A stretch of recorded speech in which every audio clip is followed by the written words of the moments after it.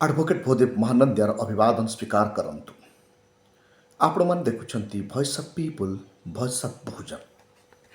ବର୍ତ୍ତମାନ ପର୍ଯ୍ୟନ୍ତ ଯଦି ଆପଣମାନେ ଆମ ଚ୍ୟାନେଲକୁ ସବସ୍କ୍ରାଇବ୍ କରିନାହାନ୍ତି, ଦୟାପୂର୍ବକ ଏହାକୁ ସବସ୍କ୍ରାଇବ୍ କରନ୍ତୁ ଏବଂ ଅଧିକରୁ ଅଧିକ ଏହାକୁ ପ୍ରଚାର ପ୍ରସାର କରନ୍ତୁ।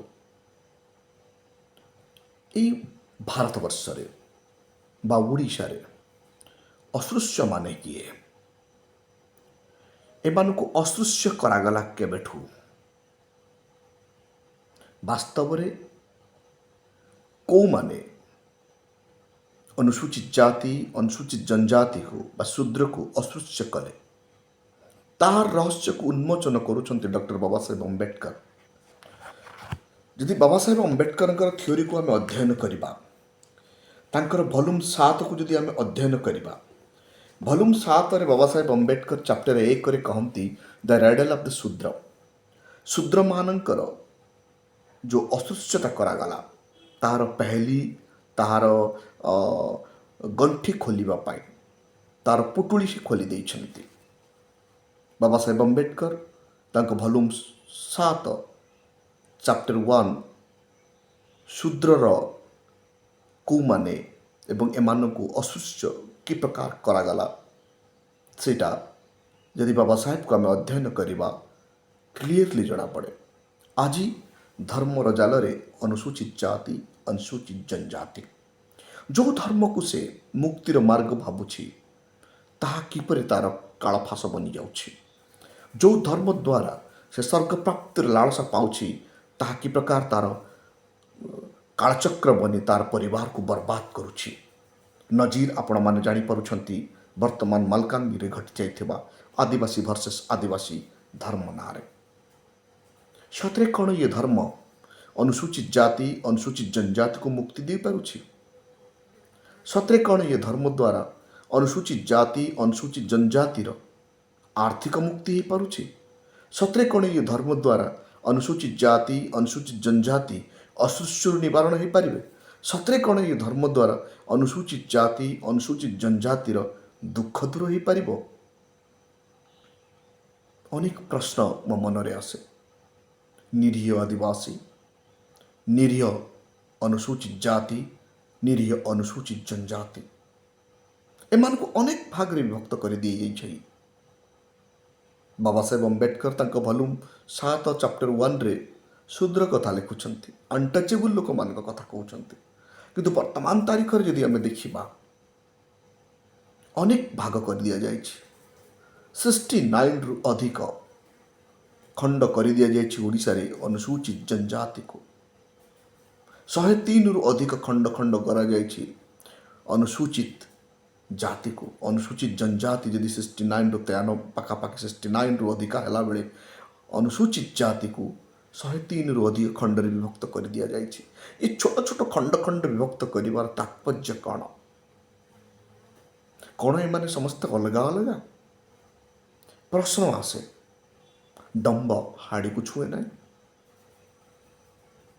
ପାଣ ହାଡ଼ି ଘରେ ଖାଏ ନାହିଁ, ଧୋବା ଡମ୍ବ ଘରେ ଖାଏ ନାହିଁ, ବାଉରୀ ହାଡ଼ିର ଝିଅକୁ ବାହା ହୁଏ ନାହିଁ। ଏସବୁ କ'ଣ? କାହିଁକି ଏଇଟା ହେଲା? କିଏ ଏଇଟା କଲେ? କ'ଣ ଫାଇଦା ତାର ଏସବୁ କରିବା ଦ୍ୱାରା? ନା ଭଗବାନ କଲେ? ଏ ପ୍ରଶ୍ନ ତ ସମସ୍ତଙ୍କ ମନରେ ଆସିବା ନିହାତି ଦରକାର। ଠିକ୍ ସେପରି ଆଦିବାସୀ ପରିବାର ଯଦି ଦେଖିବା, ଡିଡେଇ ପରିବାର ଲୋକ କନ୍ଧ ପରିବାର ଘରେ ଖାଦ୍ୟ ଖାଇବନି, ଭୂମିଆ ପରିବାରର ଲୋକ ପର୍ଜା ଘରେ ଭାତ ଖାଇବନି ଓ ପର୍ଜାର ଝିଅକୁ ଆଣିବନି, ସାନ୍ତାଳୀ ପରିବାର ଲୋକ କୋୟା ଝିଅକୁ ଗ୍ରହଣ କରିବେନି, ଶବର ପରିବାର ଲୋକ ବଣ୍ଡା ଝିଅକୁ ଗ୍ରହଣ କରିବେନି। ଏସବୁ ତାରତମ୍ୟ କଲା କିଏ? ଏସବୁ କ'ଣ ଗଣତନ୍ତ୍ର ପାଇଁ ଉପଯୁକ୍ତ? ଯଦି ଏହି ପ୍ରକାର ଜାତିଭାବ ଅନୁସୂଚିତ ଜାତି, ଅନୁସୂଚିତ ଜନଜାତି ଭିତରେ ଖଣ୍ଡ କରିଦିଆଯାଏ, ଏମାନଙ୍କ ଭିତରେ ହିଁ ଉଚ୍ଚ ନୀଚ ତୈୟାର କରାଯାଏ, ଆମେ କ'ଣ ଗୋଟେ ସୁସ୍ଥ ଓ ସୁନ୍ଦର ଗଣତନ୍ତ୍ର ତିଆରି କରିପାରିବା? ଇଏ ପ୍ରଶ୍ନ ଆସେ। ଏସବୁ କିଏ କଲେ? ଏହା କ'ଣ ଭଗବାନ କଲେ ନା କିଛି ମଣିଷର ଏକ ଷଡ଼ଯନ୍ତ୍ର? ମଣିଷ ଦ୍ୱାରା କରାଯାଇଥିବା ରାଜନୈତିକ ଷଡ଼ଯନ୍ତ୍ର ନୁହେଁ ତ? ଏ ପ୍ରଶ୍ନ ପ୍ରତ୍ୟେକ ବୁଦ୍ଧିଜୀବୀକୁ ଜାଣିବାର ଆବଶ୍ୟକତା। ଯେତେବେଳେ ଦାଦା ସାହେବ କାଞ୍ଚିରାମକୁ ଅଧ୍ୟୟନ କରାଯାଏ, ବାବା ସାହେବ ଅମ୍ବେଦକରକୁ ଅଧ୍ୟୟନ କରାଯାଏ, ଜ୍ୟୋତିବାରାଓ ଫୁଲେକୁ ଅଧ୍ୟୟନ କରାଯାଏ, ମାର୍ଗଦାତା ତଥାଗତ ବୁଦ୍ଧଙ୍କୁ ଅଧ୍ୟୟନ କରାଗଲେ ଜଣାପଡ଼େ ଏହା ଏକ ଷଡ଼ଯନ୍ତ୍ର। ଯେଉଁ ପରିବାର ଏ ଦେଶର ମୂଳ ନିବାସୀ ଥିଲା, ଏ ଦେଶକୁ ଶାସନ କରୁଥିଲା, ଶାସନ ଓ ସତ୍ତାର ଅଧିକାରୀ ଥିଲା, ତାଙ୍କୁ ପରାସ୍ତ କରି ଶ୍ୟାମ ଦାମ ଦଣ୍ଡ ଭେଦ ଛଲକପଟ କରି ଏ ପ୍ରକାର ଖଣ୍ଡ ଖଣ୍ଡ କଲେ। ଏ କିଏ କଲା କିଏ? ଆର ମୂଳ ରହସ୍ୟ କ'ଣ? ତାକୁ ଉନ୍ମୋଚନ କରିଛନ୍ତି ବାବା ସାହେବ ଅମ୍ବେଦକର ଦ ରାଇଡଲ ଅଫ୍ ଦ ଶୂଦ୍ରରେ ଭଲ୍ୟୁମ୍ 7ରେ, ଯେଉଁଟାକୁ ଆମେ ପବିତ୍ର ଗ୍ରନ୍ଥ ଭାବୁ। ଯୁଗରୁ ପୁରୁଷାନୁକ୍ରମେ ୟାକୁ ଲୋକ ଗ୍ରହଣ କରିଛନ୍ତି ବୋଲି ଆମକୁ କୁହାଯାଇଛି, ଯେଉଁଟାକି ଆମେ ବେଦ ବୋଲି କହୁ। ସେଇ ବେଦର ଆର୍ୟ Indian theory, Indo Aryan society ଥିଓରିରେ ଚତୁର୍ବର୍ଣ୍ଣ ବ୍ୟବସ୍ଥା କରାଯାଇଛି। ଯଦି ଆପଣ ଦେଖିବେ ଋକ୍ ବେଦର 90 ହାଇନ୍ସ ଦଶମ ମଣ୍ଡଳ ଯଦି ଦେଖିବେ, ସେଠି ପୁରୁଷ ସୂକ୍ତରେ ଲେଖାଯାଇଛି। ପୁରୁଷ ସୂକ୍ତରେ ଜାତି କଥା ଲେଖାଯାଇଛି। ଯେଉଁ ବେଦକୁ ଅନୁସୂଚିତ ଜାତି ଅନୁସୂଚିତ ଜନଜାତି ଜାଣି ନପାରି ମୁକ୍ତିର ମାର୍ଗ ଭାବନ୍ତି, ଯଦି ସେଇ ବେଦର 90 ହାଇନ୍ସ ଦଶମ ମଣ୍ଡଳ ଋକ୍ ବେଦରେ ପୁରୁଷ ସୂକ୍ତରେ ଲେଖାଯାଇଛି, ତାହେଲେ ଏହା ଅନୁସୂଚିତ ଜାତି ଜନଜାତି ପାଇଁ ମୁକ୍ତିର ପୁସ୍ତକ ନା ଗୁଲାମ ବନେଇବାର ଏକ କାନୁନ। ଯଦି ବର୍ତ୍ତମାନ ସମୟରେ ଆମେ ଭାରତ ସମ୍ବିଧାନକୁ ଦେଖିବା, ଆର୍ଟିକଲ 17 ଏଭୋଲ୍ୟୁସନ୍ସ ଅଫ୍ ଅନଟଚେବିଲିଟି କରାଯାଇଛି। ଅର୍ଥାତ୍ ଜାତିର ଉତ୍ପାଦନ, ଜାତି ବିନାଶ କଥା କୁହାଯାଇଛି। ଆଉ ଜାତି ଘୃଣା ଯିଏ କରିବ ତାକୁ ଆଟ୍ରୋସିଟି କରାଯାଉଛି। କିନ୍ତୁ ବେଦରେ ଏ ପ୍ରକାର କଥା ଲେଖାଯାଇ ନାହିଁ। ଯଦି ଆପଣ ପ୍ରମାଣ ଜାଣିବାକୁ ଚାହୁଁଛନ୍ତି, ବାବା ସାହେବଙ୍କ ଦ୍ୱାରା ଲେଖାଯାଇଥିବା ଭଲ୍ୟୁମ୍ 7 ଚାପ୍ଟର 1ରେ ସେ କହିଛନ୍ତି ଯେ ଜାତି ପ୍ରଥା, ଯେ ବର୍ଣ୍ଣ ବ୍ୟବସ୍ଥା ଋକ୍ ବେଦର 90ତମ ହାୟାନ୍ସ ଓ ଦଶମ ମଣ୍ଡଳରେ ପୁରୁଷ ସୂକ୍ତରେ ଲେଖାଯାଇଛି। ଏ ପୁରୁଷ କିଏ? ଏ ପୁରୁଷ ସୂକ୍ତ କ'ଣ? ପୁରୁଷ ସୂକ୍ତରେ କେଉଁ ପ୍ରକାର ଭାବେ ମଣିଷ ଜନ୍ମ ହେଇଛି? ଯଦି ପୁରୁଷ ସୂକ୍ତକୁ ବର୍ଣ୍ଣନା କଲାବେଳେ ବାବା ସାହେବ ଅମ୍ବେଦକର 16ଟା ପଏଣ୍ଟକୁ ବର୍ଣ୍ଣନା କରୁଛନ୍ତି। ଏ 16ଟା ପଏଣ୍ଟ ଭିତରୁ ଭିକ୍ଟିମ୍ କିଏ? କାହାକୁ ଭିକ୍ଟିମ୍ କରାଯାଇଛି? ଶୂଦ୍ରମାନଙ୍କୁ ହିଁ ଭିକ୍ଟିମ୍ କରାଯାଇଛି। ପୁରୁଷ ସୂକ୍ତରେ ଯେଉଁ ବର୍ଣ୍ଣନା ଦେଖାଯାଉଛି, ସେଇ ବର୍ଣ୍ଣନାର 12ତମ ପଏଣ୍ଟରେ ବାବା ସାହେବ କହୁଛନ୍ତି ଦ ବ୍ରାହ୍ମଣ ୱାଜ୍ ଇନ୍ ଦ ମାଉଥ୍।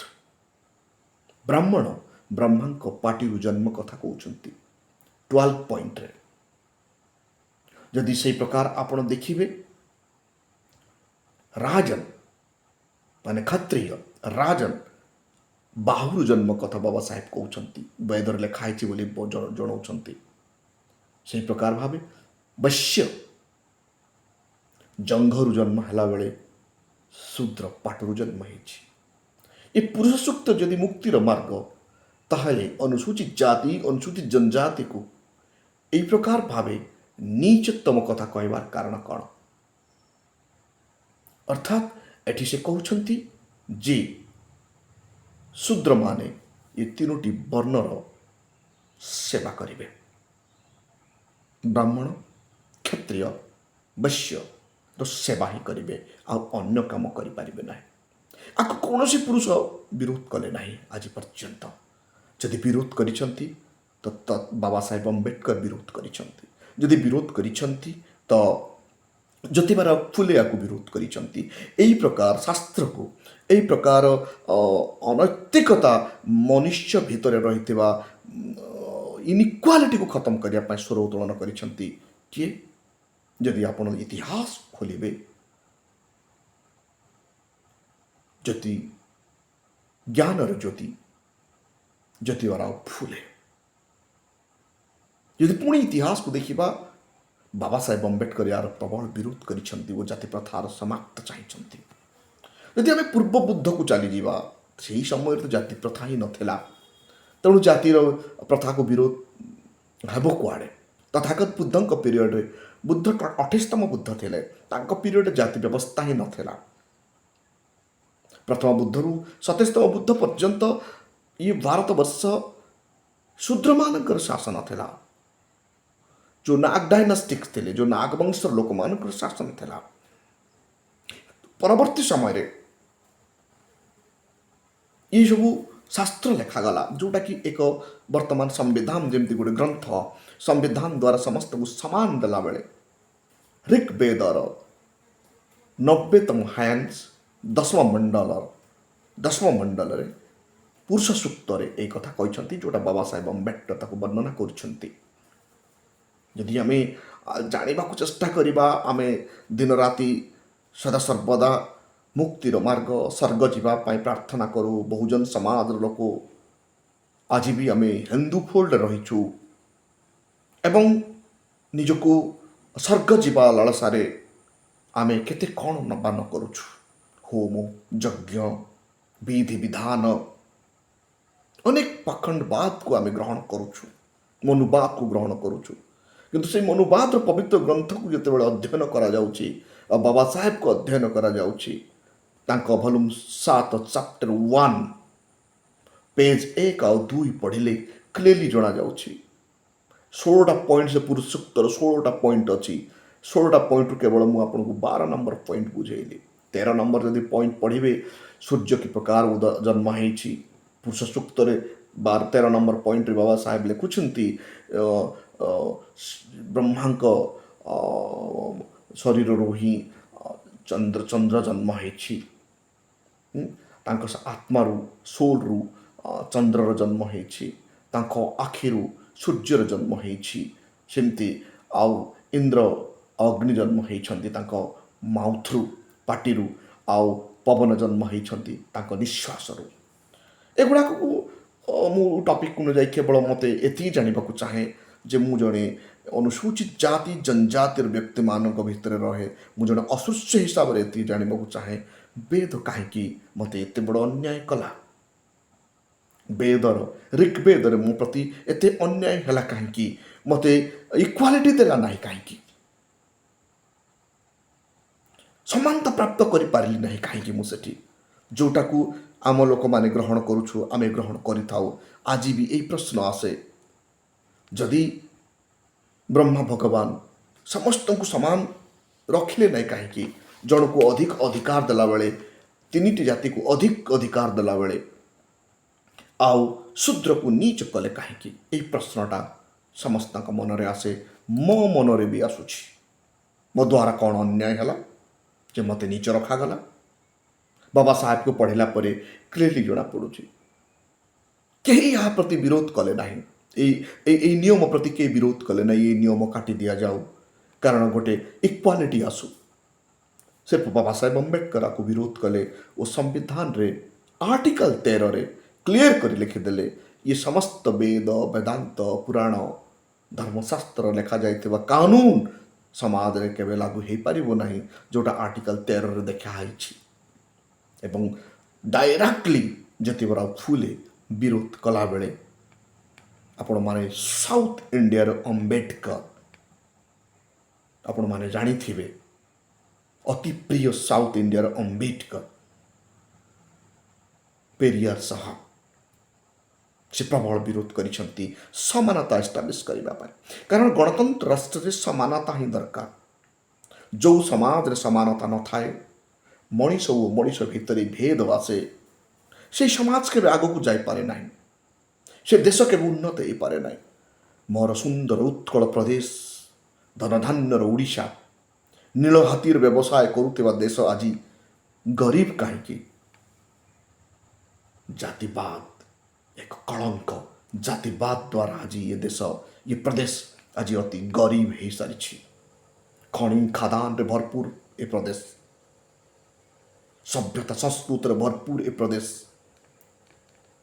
लगभग 90% लोक को सबू अधिकार वंचित कर दिगला। तेणु ओडिशा आग को जापार ना गरीब राष्ट्र रे गरीब स्टेट रे गणति है। सिर्फ 3% लोकों पाखरे ओडिशार समस्त संसाधन साधन हस्तांतर करागला। जदि आम देखा अनेक धर्मग्रंथ जदि देखा से शूद्र को नीच ही लिखा जाइछि। यदि सूत्र देखिबे किंबा मनुस्मृति देखिबे किंबा आपण वशिष्ठ धम्म सूत्र देखिबे सब जगार शूद्र को नीच ही रखा जाइछि। आपण केबे भी पाई परिबे नहीं समानता। समानतार न्याय बिल्कुल मिलू नहीं। यदि वशिष्ठ धर्म सूत्र देखिबे सेठी भी 4 वर्ण 4टा जाति कथा लिखा जाइछि। ब्राह्मण क्षत्रिय वैश्य और शूद्र ये 3टा कास्ट खास करी ब्राह्मण क्षत्रिय वैश्य ये 3टा कास्ट 2 थर जन्म हेबा कथा कुआ जाउछि। प्रथम थर से माने मां को ठारू जन्म हैला बेले द्वितीय थर से माने व्रत उपनयन परे अर्थात पवित्र पईता पिंधिला पर जन्म होती बोली कहा जाइछि। सेकंड बात से माने होती जोड़ा कि तांको माँ सावित्री हुए और पिता तांको गुरु हुए। किंतु शूद्र पाई कहीं नुह शूद्र एथि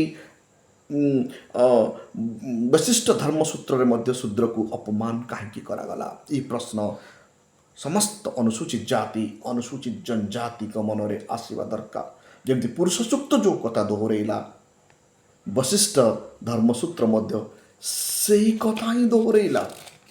अर्थात मुक्ति नहीं सेठी भी जदि आम से प्रकार भाव देखा अपस्तंभ धर्मसूत्र यदि अपस्तंभ धर्मसूत्र को देखा सेठी मध्य से कहूँ देर आर 4 कास्ट ब्राह्मण क्षत्रिय वैश्य और शूद्र। ब्राह्मण क्षत्रिय वैश्य एमाने सर्वोच्च स्थान रहिबे। एमाने उपनिषेध करिपारिबे उपनयन करिपारिबे। इंटेंशनली एटा लिखा जाइछि। थ्रेड स्कार्ट थ्रेड पिंधि पारिबे से माने वेद पढ़ी पारिबे से माने पूजा पद्धति करि पारिबे। किंतु शूद्र ए समस्त कथा करि पारिबो नाही। जो धर्मशास्त्र आमे पढ़ू आमर मुक्ति पाई घरे रखू ओडिशावासी ओडिशार अनुसूचित जाति अनुसूचित जनजाति घरे रखू पूजा करू किंतु से धर्मशास्त्र खोलिक देखिले जाति प्रथा मिलुची जोठी आमर मुक्ति नाही। अनुसूचित जाति अनुसूचित जनजातिर मुक्ति ही नहीं जोटा कि बाबा साहेब अम्बेडकर तांकर वॉल्यूम 7 पेज 1 रु पेज 4 चैप्टर 1 रे क्लियरली लिखिदेले।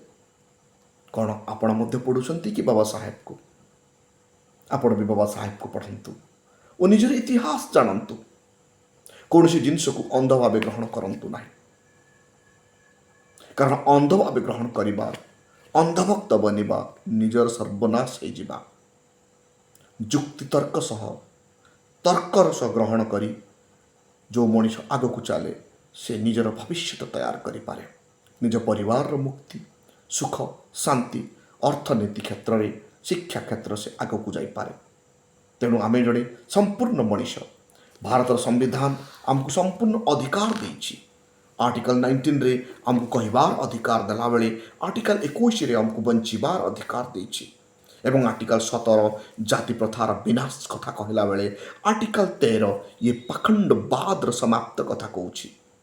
जो किताब जो धर्मग्रंथ मनुष्य हित करे नाही ताहा आज बैन बोली आर्टिकल 13 कहूछि। मु आज बाबा साहेब अम्बेडकर वॉल्यूम 7 पढ़िला परे एतिकी मु जानी पारिली आमे शूद्र माने किए जोटाकि पेज 1 ରୁ पेज 5 ମୋ आखि आज खोलीदेला। आपणकर आखि भी खोलीदेव बोली मु आशा करुछि, कारण आमको अध्ययन ही मार्ग देखाए। कौन सी जिनस को आखि बुझी ग्रहण करने बिल्कुल उचित नुह। जदि आम अध्ययन न करवा, प्रतिदिन कम से कम गोटे पेज जदि न पढ़ा आमर इतिहास विषय आम अंध भाव रही। पंडा, पुरोहित, धर्मजाजक, मौला, जिते सब धर्मर ठिकादार माने आमको जहाँ कहे आम ताको आखि बुझी जदि ग्रहण करदेवा आमर सर्वनाश हो। वर्तमान समय आम गुरुत्व देवा कथा आधुनिक शिक्षा प्रति। आम छुआ मानू इंग्लिश एजुकेशन देवार आवश्यकता अच्छे। आम तार्किक बनवार आवश्यक अच्छे। वो प्रतिदिन भारत संविधान गोटे गोटे आर्टिकल भी जानिबार निहाती जरूरी अच्छे। आपण मैंने देखुं voice of people, voice of Bahujan. वर्तमान पर्यंत जदि आम चैनल को सब्सक्राइब करना, जदि बा आप नुआरे देखुं सब्सक्राइब निश्चित करूँ। एवं अनुसूचित जाति, अनुसूचित जनजाति वो ओबीसी भाई मानकर मुक्ति पाई सहयोग करंतु। नहले ये समाज अंधविश्वास कुसंस्कार डूबी रहिबो एवं स्वर्गर प्राप्त पाई मला पर स्वर्ग जीवा पाई तार सर्वस्व नष्ट करदेव। आमे तर्कर सह सांवैधानिक प्रक्रिया रे निजर बुद्धि और विवेक खटै जेकोसी जिनस को भी ग्रहण करने उचित। आखि बुझी ग्रहण कले निजर बर्बादी सहित सहित निजर परिवार बर्बाद हुए एवं निजर एनवायरमेंट मध्य बर्बाद हुए। साइंटिफिक टेम्परामेंट, वैज्ञानिक चिंता और वैज्ञानिक सूझबूझ सृष्टि करने प्रत्येक शिक्षित नागरिक मानकर कर्तव्य एवं ओडिशा को समृद्ध ओडिशा बनवाई हेले सुस्थ नागरिक आवश्यक अच्छे। अंधविश्वास कुसंस्कार डूबी रही नागरिक देशर उन्नत करें ना। वैज्ञानिक चिंता, वैज्ञानिक पद्धति, युक्तितर्क सह नूतन जिनिसर आविष्कार करने, मनीष को बंचार मार्ग देखा, मनीष मनीष भितर भाईचारा सृष्टि करने, जाति भेदभाव को समाप्त करने, मनीष ही एक सुस्थ समाज गठन कर सहयोग करे।